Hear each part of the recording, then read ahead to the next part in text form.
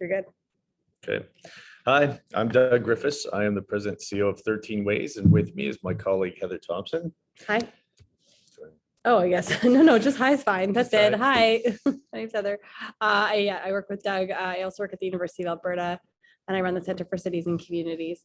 And I'm just really passionate about community development, and I'm excited to chat about the strategic plan and just a few things to note before we really get into it. Excellent. That's why we work so well together. So we're going to go through a bit of a presentation first about what's important to communities, how communities are changing, what they need to do to be prepared for the future, because it will lay some groundwork and give some background onto why the strategic plan is the way it is. Perfect. Okay, so I'm just going to share my screen and we'll dive right into it. Okay. There we go. There we go. Future of Crowsnest Pass. All right, so I believe we just went over, I think sorry, a bit of a delay. That's us. All right, first up, what's next? What's coming at us? There we go. Okay. Technology. So if communities are going to be prepared for the future, they need to understand the importance of technology and communication. I've said many times that in 13 Ways to Kill Your Community, the book that I seem to be a little bit famous for, I said, don't have good quality water. That's the number one way, the first way to kill your community going forward, because we need and expect good quality water. Well, internet is very much the same thing now.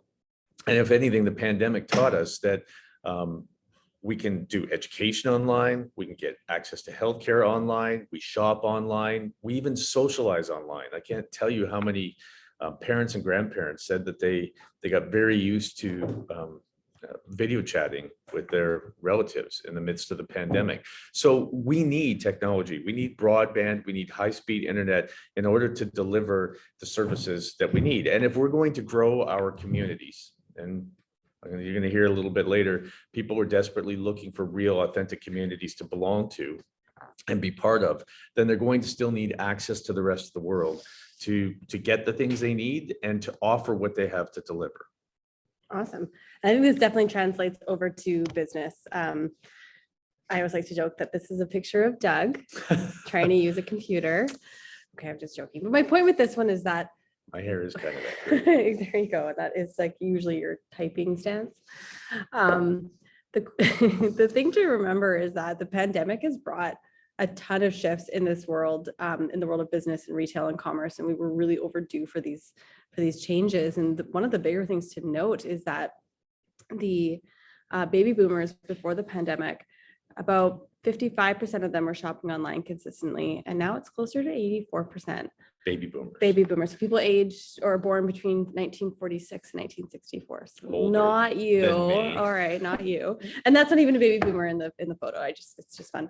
But I think that's one of the interesting things to note is that if baby boomers are making such a radical change in how they shop and consume, this is just the whole market now. It's not just younger people are shopping online, it's everybody is shopping online, and we're incorporating technology into how we consume goods and services. So I thought that was an important stat to note.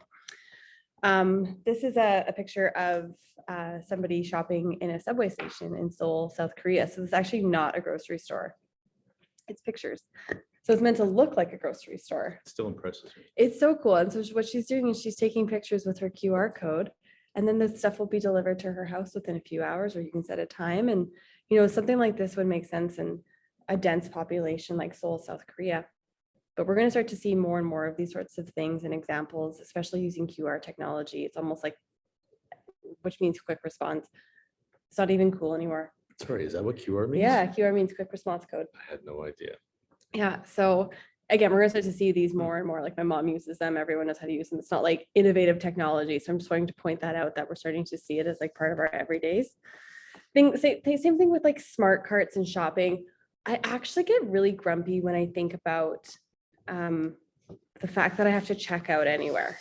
Like when we rented a car the other day, and I was like, why do we even have to do this? Like, why are we even here, like in line, waiting for someone to give us keys? Like, why is there not a QR code that opens a lockbox that gives us our key? Like, it's really weird. And I just think checkouts in general, if you think about your time in an Uber, right? You just get out of a car. We have the technology now that cash systems and checkout systems they don't make sense anymore. So a smart cart's a good example. It's weighted. You just put your things in there or you scan it and then you do a check it at the end. You don't have to take it out of the cart. You can leave it in your bag. There's so many different types of technology. And this is just coming at us. And in my opinion, it's coming at us a little bit too slowly. I'd like to see it come faster. I got yelled at the other day because I got out of the taxi and he's like, Oh, hey, yeah. you got to pay it. You I was gotta like, pay. Wait, I'm And I so think, used to Ubers on the road. yeah, and I think I hope that will be the future, because even for like, we're already have an abundance of retail and commercial space. This will make that a little bit worse because we won't need to dedicate, a quarter of our space to the cash desk, is what we like to call it. The last thing I just want to talk about really quickly is cryptocurrency. So we have cryptocurrency, as far as Canadians go, about half of us have cryptocurrency, which is really surprising to me. I don't have any. I don't have any either. So I think everyone's just like me. I'm just kidding. But it's interesting to note, and it is important to note that so many people are wanting to have cryptocurrency. I just thought that was something that we're seeing to incorporate technology. Some things I won't touch on, or I'm going to touch on, but I won't dive into, but like the metaverse. The metaverse is coming. It's really difficult to wrap my head around. Doug probably can get it into because he's kind of nerdy like that. But the alpha generation, so I think that's your kids. That's my kid. Yeah, so that's like people probably aged like 12 to 20, or even, no, it's like about 10 to 20, that those people, they're really good at the metaverse. That's going to be their primary mode of Shopping. well, shopping, socialization. Yeah, exactly, existing. And so as an example, one of my girlfriends, her 9-year-old bought a pair by accident of Nike shoes for her avatar, and they were $400. They're not real shoes. It's like avatar shoes that were $400. And again, I have to wrap my head around this, but it's just like, these are the sorts of things we're just, what those 4 pictures there are just like the tip of the iceberg. And this isn't meant to be overwhelming. It's meant to be awareness, so that way you're not caught off guard and businesses can still make lots of money and be profitable. So you see how technology has an impact on communities and every other aspect of our lives. Because it has impacts on every other aspect of our lives, our communities need to adapt and adjust and be prepared for that future. Exactly. Beautification is, I think, what do you say for everything? It's the cost of being in business. It's not a nice to have, it's a cost of staying in the game. Yeah, and it's the same with communities too. I still hear a lot of people say, well, you know what, the beautification's nice, but we'll do it after we do all the other things we need to do, except it'll be too late by then. You need to beautify your community, because as much as we can criticize younger generations for saying it's superficial, it's what they value. And it doesn't mean it's a bad thing. Beautification is what leads to socialization and attracts people. If your downtown is more beautified, it's what attracts people to your community, says that people love it, that they're attracted to it, that they believe in it, that they believe you believe it's successful, and that will encourage them to spend more time down there and potentially invest or live in your community. So beautification is just, it's critical. It's confidence. And I always ask, well, Heather's the one that asked, but we'll ask people when we're working with communities, where do you like to go on holidays? And every single one, no matter where they describe or what they do, is a beautiful place. That's where we like to go on holidays. Why does it only have to be on holidays? Why not where we live? So this is critical. Yeah, and I just want to use this picture before I move on to my slide around beautification. I just want to point out, do you see all the blade signs? All over, yeah. So blade signs, it's designed for walking, right? That's right. So blade signs are these things that go perpendicular to the wall or the storefront. Yes, they're for people for signage, absolutely. They also take up a good amount of space in our brain. So when we're looking at a main street, we like to see full main street. So what you're going to see here with this one, the trees, the colors. You see the trees, you see the light posts, but you see, I'm willing to bet if we were to Photoshop this and take out the blade signs and take out the sandwich board signs, it wouldn't look as, it would look pretty ordinary. Yeah, it would look barren. Yeah.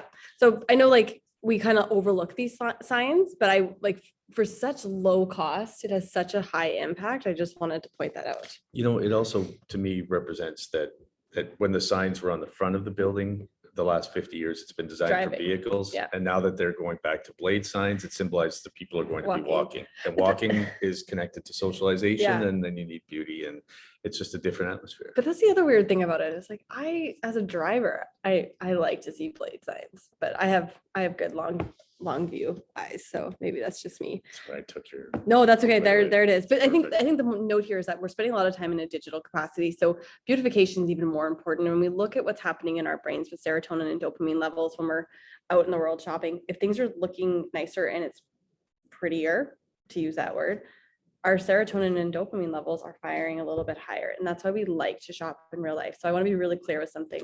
Physical brick and mortar is not declining. It is expanding. And the ones that are doing really well are paying attention to that experiential element, which I'll speak to. And one of those main things is beautification. And I'm not talking about wallpapers and flowers. I'm talking about clean, beautiful spaces. And if you have a client-facing organization space, it has to be nice. So like scent-free, like very clean. If you're gonna have a coffee station, oh my God, clean windows, clean windows, clean windows. Oh my God. It's like the easiest thing to do. And it's so many windows are dirty. And That is, they connect together, the businesses and the community. Because if you walk down your main street and the business windows are dirty, odds are, it's like I say about the water, odds are you're going to find that your community's suffering too. Clean windows aren't the Healthy be all and business. end all, but they're symbolic that your community believes in itself. If I was president of the world, I would make clean windows the law. Mandatory. Yeah. And no signage taped in your windows Yes. or painted windows. It makes everything look cheap. Oh my God, it looks so cheap. When you take tape and you put a sign in the window that says, special on something, it just looks like you don't care either. Bathrooms for paying customers only. I'm like personally offended by all these signs. Well, like, welcome to a welcoming downtown that's super community. great. Like, it's like, is that really the battle you want to choose right now? Like, ooh, I don't know. Anyways, okay, sorry. I like this. This is the Heather nagging presentation. This is good. No, it's not. Okay, so I have a reason. I have a point for this, why I'm naggy. We need to be talking about redefining what the marketplace is. We need to talk about how we're shifting what we think retail and commerce is, because as I was just saying, brick and mortar retail is growing. It doesn't look like it because we have this massive inventory of things like big department stores. So we have, in the past, big spaces, and Doug and I right now are in a community and I'm looking at all the Walmarts and superstores and all these massive, businesses, about 160,000 square feet. And that made sense because we had to house the inventory, right? So we had to make sure that we had the space because we had 3 weeks worth of inventory on hand. That's not what we need anymore. And before, 30 years ago, most retail bays were about 5,000 square feet. Most retailers want 1,000 square feet. So that doesn't mean brick and mortar retail is declining. It just looks like it is because we have an abundance of space that we have to do something with, because the world of having a business that is just based on distribution isn't successful anymore. People don't care. And we look at our businesses on Main Street, our vacant properties on Main Street, and we wonder why no one's buying them, and online is killing us. Actually, it's just too big, too inconvenient, too expensive to run and operate. Yep. And so changes need to be made to make retail more viable on Main Street. But retail is still viable in brick and mortar. Absolutely. And online. More so than ever. And we'll get into some demographic things, but the younger people want to shop in person. They don't like shopping online. Yep, exactly. Because especially during the pandemic, we as consumers didn't care about like the Bay selling towels because I thought I could be my own distributor. I could go and get the towels directly myself. Now, 55% of people go to Amazon. No, it's 53%. Sorry. 53% of people go to Amazon for a product search. And 26% of those people will purchase that product on Amazon. So, I still go look online just to see what's out there, but I refuse online to or buy on from Amazon? Or on Amazon. But I don't buy there. Okay, interesting. See, ooh, I do. But Amazon is still a marketplace. They're not I'm not being the distributor there. Amazon is, but it's just a subtle nuance. And we have to remember that Amazon is still a marketplace. And they're not like a very good marketplace. Like they are good at distributing, they're good at convenience. Yeah, but if you actually think about your experience, and this is good news. And so why this is good news is that the economy is starting to overshift. And I like this term called democratizing digital. And the pandemic really helped us with that because the government said, okay, enough. We need to make sure that small businesses, medium businesses have the same sort of infrastructure, digital infrastructure to compete with Amazon and Walmart and the companies that had the money to really kind of own the space before the pandemic. Now, as we're starting to leave the pandemic, we are left with this space that businesses, small businesses, can't compete with Amazon. And years ago, I said, don't compete with Amazon, you'll lose. And I really meant it. But now they can't. They can 1000% compete with Amazon because of the scalability and Shopify and things like that. There's no reason for a business to not have an online presence. It's next to free. And there's so many different tools that you can use. These are my students here at the U of A. And so throughout the province of Alberta, there's something called the Digital Economy Program, and there's going to be the Canadian Digital Adoption Program. These are all free services to help businesses create some sort of digital platform. Something like the Chamber Market, which is also something, it's like an Amazon, but it's meant for local businesses, and they carry the costs, the Chamber does, of terms of that initial infrastructure startup. So lots of tools here to compete. And this is really defining what the marketplace is, because if we look at what's successful, it's completely different. House of Knives, like that store can't be more than 1,200 square feet, and they What sell do they sell? forks. Forks. Yeah. Oh, Forks.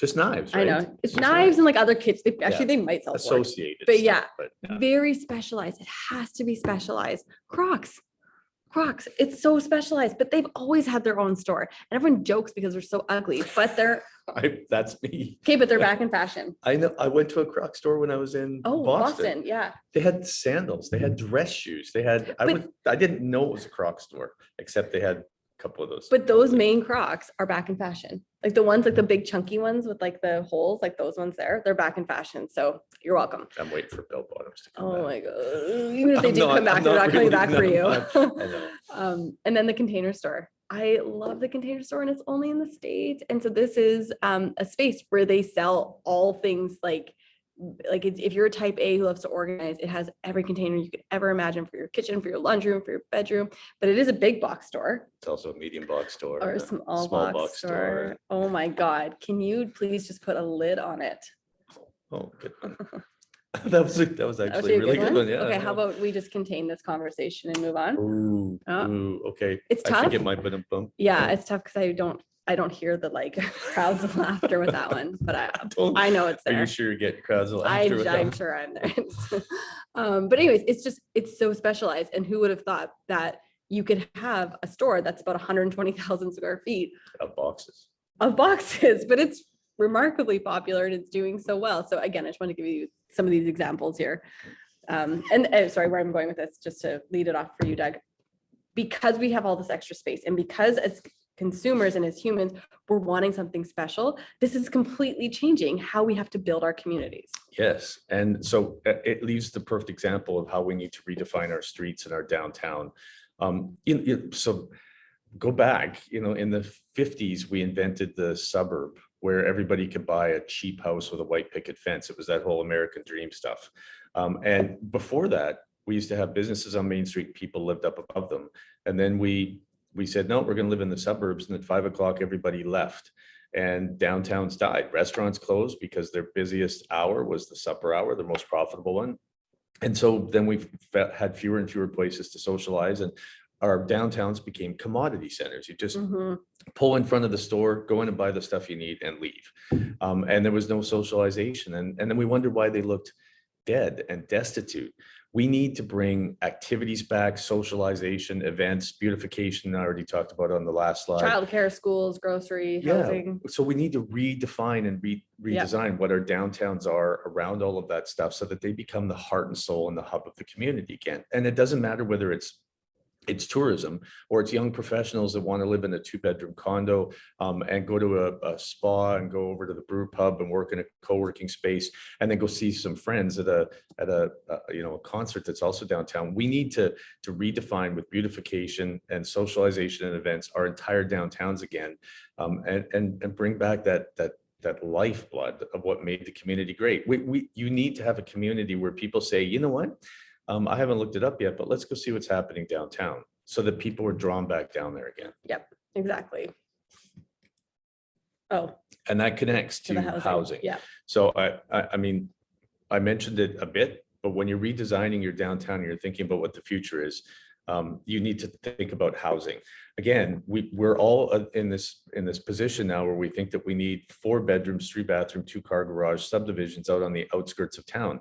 It's killing our downtowns. It's killed the downtown of so many major cities that got rid of all the housing, and they were just business districts, and at 5 p.m. they died. And you know what? The housing model that we're using with the, even 3 bedroom, 2 bathroom, 1-car garage is something that worked in the 50s when you could buy cheap land and build cheap housing with the white picket fence and everybody could have it. But now the housing is incredibly expensive, and we've got a whole Generation Z, see, is now being called the rental generation because they can't afford the housing. And there's a clash between baby boomers who are saying you just need to put some money away and save, when the house was $25,000 for them, and now the house is $700,000 for a smaller one. And there's just not enough money to be made to pay for that. We're coming to this clash. And so instead of building more suburbs and moving people out of downtown and then wondering why downtown's dying, let's bring back people. I mean, my hometown, one of the greatest memories I have of it, when it was really prosperous, was going downtown at 8 o'clock at night on a Thursday or Friday, and there were people down there. There were vehicles there. There were people in the restaurants. There were people socializing. If we don't find ways to bring people back down to live, not just to socialize and shop, then we're still going to die at 5 o'clock, and things won't change. Exactly. Yeah. People, it's socialization, then business. Yes. Then the other way around. Right. Yeah. Because what is it? How do we say that? We always think that people went to where the businesses were downtown. That's not the way it was. Businesses located downtown because that's where people were. And so you need to bring socialization back down, and that's how you'll revitalize your business community on Main Street. Yeah, exactly. I also talk about community neighborhood feel. This is a massive trend. People have left large urban centers. They were doing this before the pandemic. It's accentuated or accelerated since the pandemic because people want to be in a real community, in a real neighborhood. In the city, I mean, you used to not know who your neighbors were, and in many cases you still don't. But when you get into a real community, you get to know each other. And we learned through the pandemic that was really important, because if no one called to see how you were doing, except Amazon sending an email saying, hey, you haven't bought anything in a while, those neighbors are the ones that brought you soup when you were sick. They're the ones that checked in on you to see if you're okay. We saw in many communities, even people who own restaurants would say that a couple, a family, some seniors hadn't come in a couple of weeks, and they would call to see if they were okay, because we're in the midst of a pandemic. But it's just shows how connecting with this community neighborhood feel, it's what people want to belong to now. Yep. And we have the advantage as smaller communities to be able to, we've already got this, we just need to amp it up a bit. Yep, exactly. And I think the cool thing as we're looking at like supporting local and that local community and that local neighborhood feel is that, yes, before the pandemic, we were aware of it, but since the pandemic and during the pandemic, 75% of Canadians have increased their efforts to shop locally. That's really significant. And I think that also speaks to that infrastructure that the businesses have been sort of set out to build for their customers so they can shop online. We're aware of this. So Digital Main Street, I think this is a really interesting little thing. So in Toronto, there was an economic developer, yeah, right? That's the name, Chris. He was an economic developer Yes. for the city of Toronto. And he noticed, he had this correlation that the main streets looked very vacant, and the businesses that were going out of business were the ones that didn't have a digital platform. So we think Digital Main Street is there to like move businesses online. That's not the case. It's actually to prop up the physical world. And we need to make sure we're doing this, because during the pandemic, we saw firsthand what it was like when thousands of businesses didn't survive.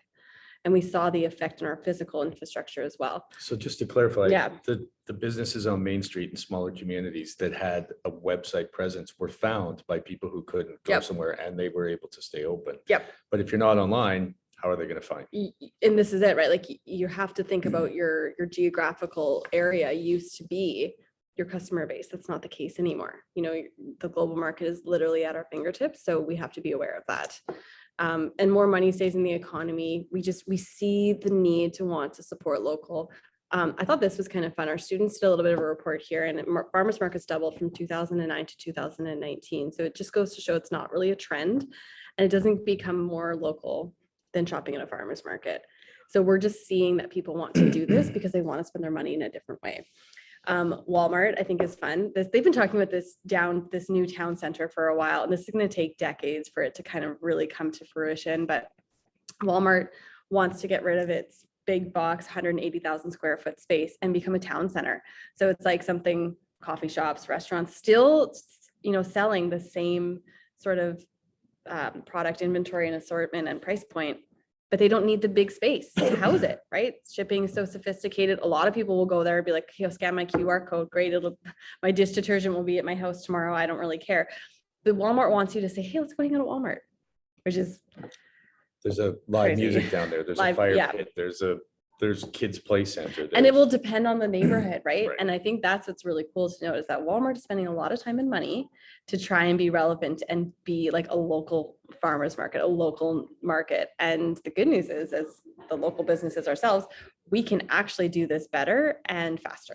You look it up. Yeah. If you look it up, there are all sorts of different styles and designs for this. But what I find most fascinating is that Walmart is trying to mirror what a downtown looks like in a small town. Yep. And exactly. we keep saying in our small towns, we can't compete against Walmart. I think the Walmart can't compete against us. And that's the cool thing, right? That they're trying to know what's happening. They know what's going on in their market, and they actually are just trying to play for what's the future. And so I think this is one of the most telling and most important points. Know yourself. That is the beginning of everything.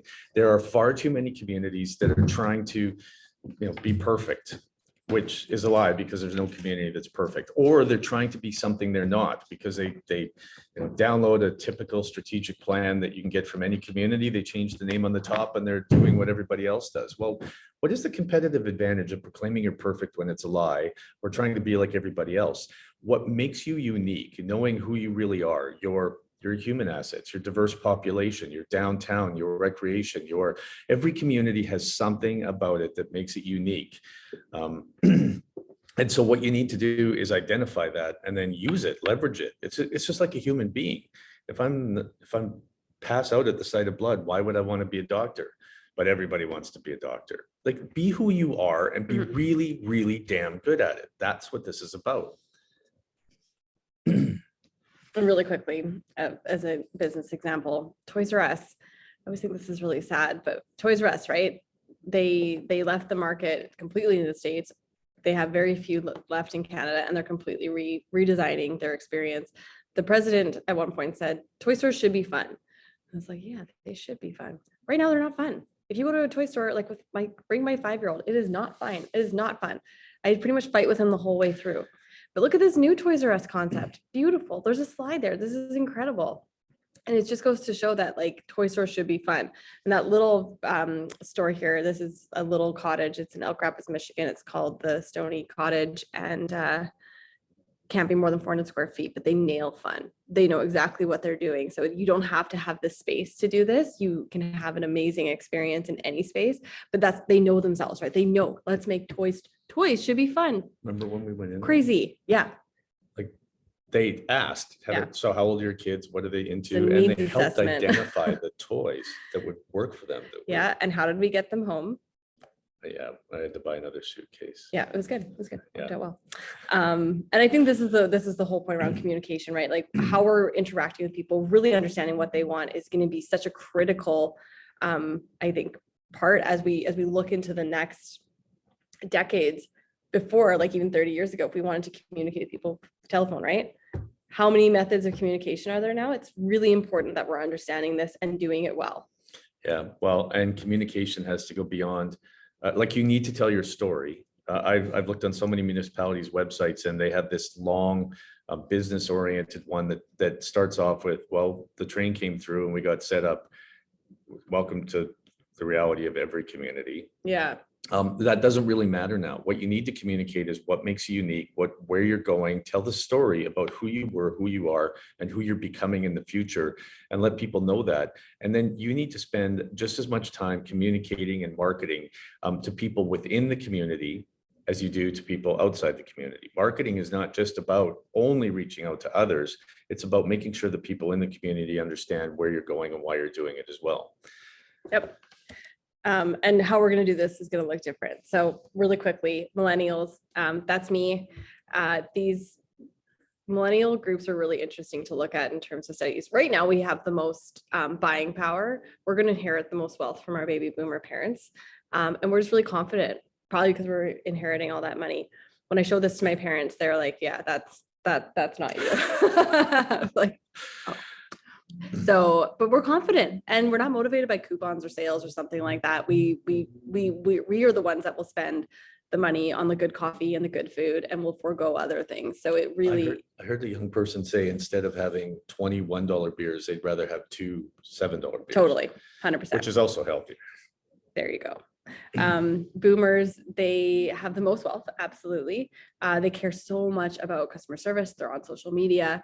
And Gen Xers, which is Doug, there's like no research for Gen Xers in terms of buying power. There's got to be more. I have to look, but like generally speaking, they tend to adapt either the boomer mentality or the millennial mentality in terms of spending demographics. I'm going I know. with the millennial. Okay, there you I'm go. a young guy. And But if we're you- like an invisible superpower generation. You're a Zennial. I'm a Zennial. Yeah. Get it? Gen X Zennial.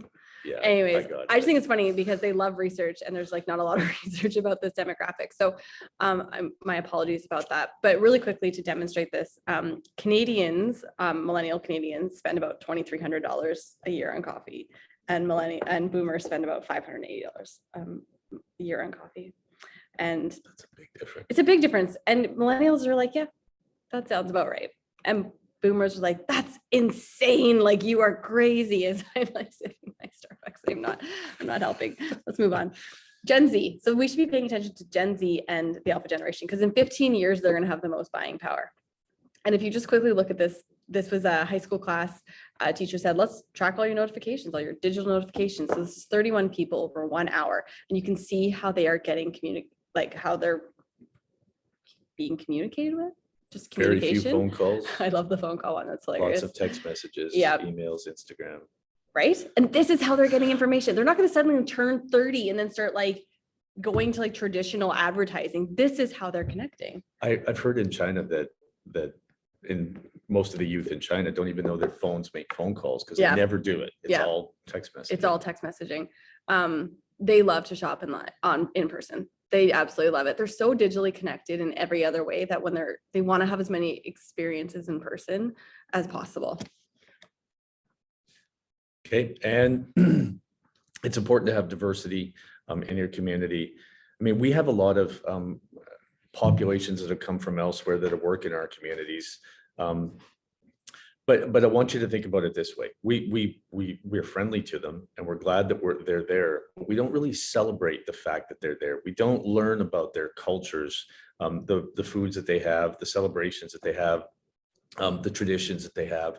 And yet the entire younger generations, Gen Z, even millennials, and the alpha generation, the really young ones like my kids, they're growing up seeing everything online and they've got access to the entire world. So they're used to hearing different accents and understanding different cultures, and they hear news from around the world and they watch TV shows from around the world. My kids even watch movies that have subtitles, which I thought was too annoying to do when I was young. Now I do it all the time, but they're used to that. And so if you have a community that really doesn't celebrate its diversity, where other people can go and they can hear a cultural celebration, hear other languages, hear unusual music, try new foods. If they don't experience that, then they'll go somewhere where they can experience it. And a lot of our communities, even though they're not homogeneous, give the impression that they're homogeneous, and that is not going to attract young and old alike. I even met some semi-retirees in other communities that said they want to be where the action is. They want cultural festivals. They want diversity. They don't want the homogeneous culture all the time. And lots of our rural communities have it embedded. We're just not growing it and celebrating it, and making it the world aware just how diverse we are. And we're going to continue to get more diverse. We need to learn how to celebrate this and how to be more welcoming and open. Exactly. And then cooperation and collaboration. I think this is the plague of the 21st century for municipalities. There are so many that think that the enemy is across the municipal boundary line. I did a presentation. I did some work on economic development with a group of communities, a county and a few towns. One of the people from the county said, Those people want our tax dollars so they can put in light posts and build more pools and do their sidewalks. And a guy from, and he said, those people from town are our enemy. They just want our money. And another guy from the town stood up and said, but doesn't your mom live in town?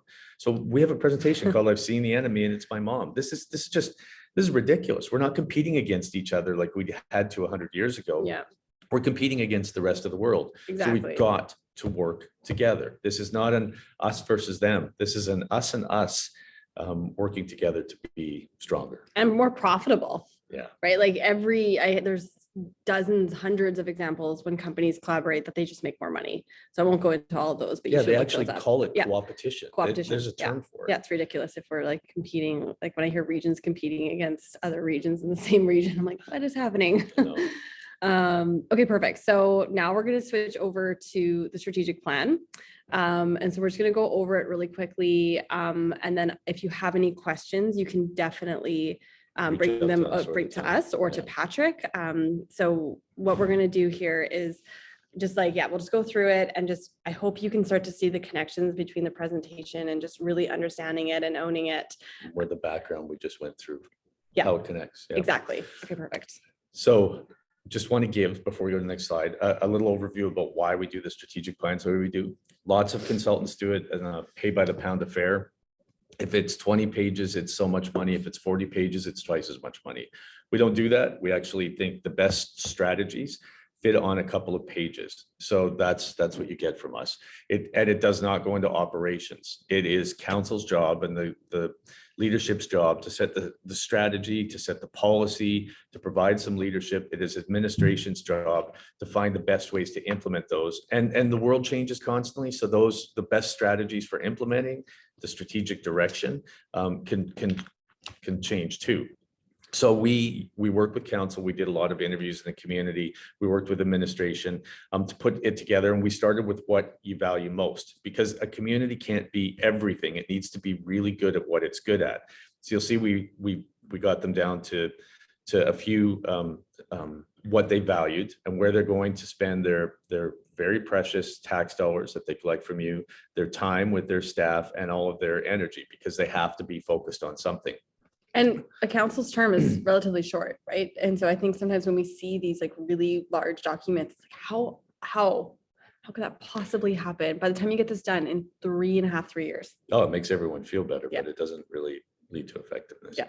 So then from there, we back up and create a vision statement with the council. And the vision statement is meant to be shared by any organization. So any volunteer organization, economic development alliance, anybody can adopt that, because everyone should be trying to add to the same vision of what the community is. If everyone's got a different vision of what Crowsnest Pass and its communities are going to be in the future, and you're going in different directions, you won't be effective. Then we get to the mission statement, which is what the municipality of Crowsnest Pass, the municipal corporation, is going to do to create that vision. And then we write the story, which is the first paragraph is about who you were, the second about who you are, and the third one about where you're going. And finally, we add in some milestones at the bottom, which are like place markers. You'll know that the council and everyone is making progress when you can check these off and say, okay, we've got this done. We've got that done. And it makes it easy for council to report back to the public, and the public to see if council is fulfilling its goals in the strategy. Perfect. Let's go through it. Our story. So I'm going to read this for dramatic effect. Is that all right? Yes. All right. Oh, that doesn't work. I'm going to bring it closer to you, Okay, and I'm going to make because it. I'm my old eyes. There you go. Oh, look, you Look even at turned that. the light up I so I turned the could light up see so it. you can Thanks. see it. My old eyes. So first paragraph about who you were, second about who you are, and the third one about where you're going. Indigenous peoples, such as the Tukmaksa, Blackfoot, and Crow, all lived in and utilized the pass for hundreds of years before the opening of the first coal mine in 1897. Over the next half century, the communities of the pass were born and flourished, attracting immigrants from all over the world. They came for the prosperity and security provided by good mining jobs, but the growing ethnic and cultural diversity added to the quality of life within the communities as much as the breathtaking scenery. The region gained national and international notoriety with tales of rum running during Prohibition that led to gunfights on Main Street, as well as horrific and tragic mining disasters. Those notorious stories in tourists and visitors Those notorious stories draw in tourists and visitors from around the globe who want to walk in the shadows of the mountains and our legends. Our communities united together over 40 years ago because we knew we had much to offer, and we could offer more by deliberately and strategically working together. Now we have diverse education opportunities and quality healthcare supporting a diverse workforce. Our families live in quality housing, affordable to an average family in a beautiful mountain resort setting. Our abundant economic opportunities are supported by exceptional broadband connecting us to the world. People come for the natural recreation opportunities like fishing and skiing, but also for our community services and amenities. They come to peacefully reconnect with nature. They come for beauty, for opportunity, for inspiration, and for prosperity. They come for a visit, but they stay for a life. Yet, even as we attract families and professionals, artists and entrepreneurs, and all those looking for healthy living in a mountain community, we know our work is not done. Our communities will find enduring prosperity through growth that supports affordability, sustainability, and diversity. We will continue to work together to bring quality housing and a quality of life to new and existing residents alike. We will be the community that perfectly blends beauty, tranquility, and nature with prosperity, growth, and diversity. Across Canada and around the world, people will know that living in one of our Crowsnest Pass communities is naturally rewarding. Why simply visit when you can make our home your home? Oh, I love that story. Still one of the favorite ones that I've worked on. Awesome. So then we'll go into the actual strategic plan here. So this is council strategic plan. So if you're looking like, well, where is this, like the sidewalk or like the sewer, like that's not operating. That's operating. Okay. Yeah. So the vision here is our connected mountain communities create an amazing life for every person who lives, visits, or works in the Crowsnest Pass region. And the mission is creating a Crowsnest Pass experience that provides residents and visitors a community that is a destination of choice for investment, amenities, and the world's best backyard. So the vision can be anyone's, Yeah. any organization. The mission is for the municipal corporation, how they're going to make the vision come true.